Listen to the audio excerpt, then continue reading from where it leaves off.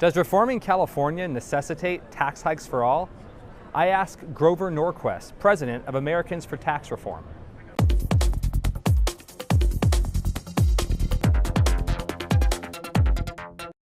Thanks, Grover, for taking the time to chat with us. Yeah. From your vantage point in Washington, D.C., you're following things all around the country. Yeah. What's the viewpoint on the reform or the so-called California comeback after our tax increases last year? I always love it when politicians announce a comeback immediately before or after they've done something and you can't possibly have seen the response. California raised taxes. Why?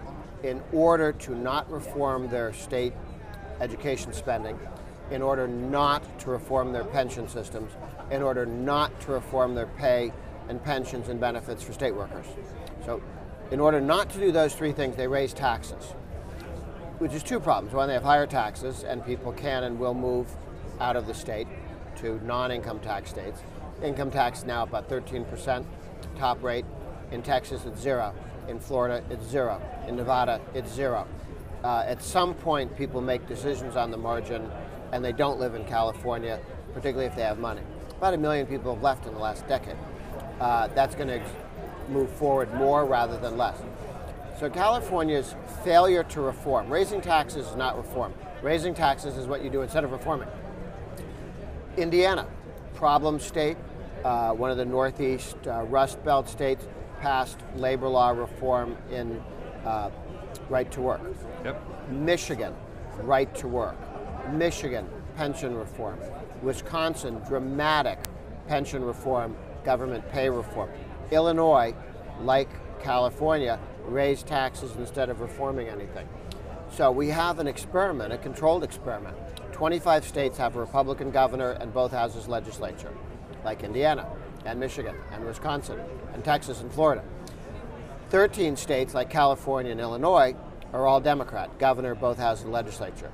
They can turn their states into California or Greece as quickly as they want. The red states can become Texas or Hong Kong as quickly as they want. And the country's dividing out. And unlike North Korea and South Korea or East and West Germany, it's easy to cross those borders. Your kids will leave. They can grow up in California, and California can pay to send them to public school, and then they go somewhere else. Sure. And there's a great deal of movement.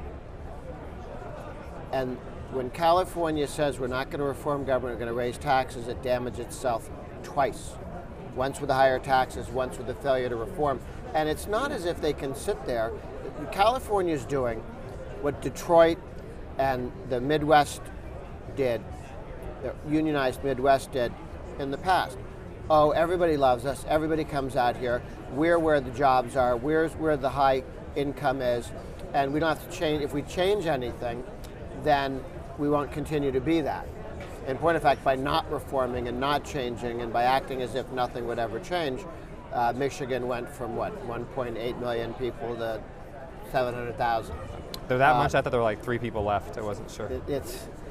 You wonder. So California is not reforming, and they compete in a world, yes, against China and India and Japan, but also against Wyoming and Nevada and Texas and Florida.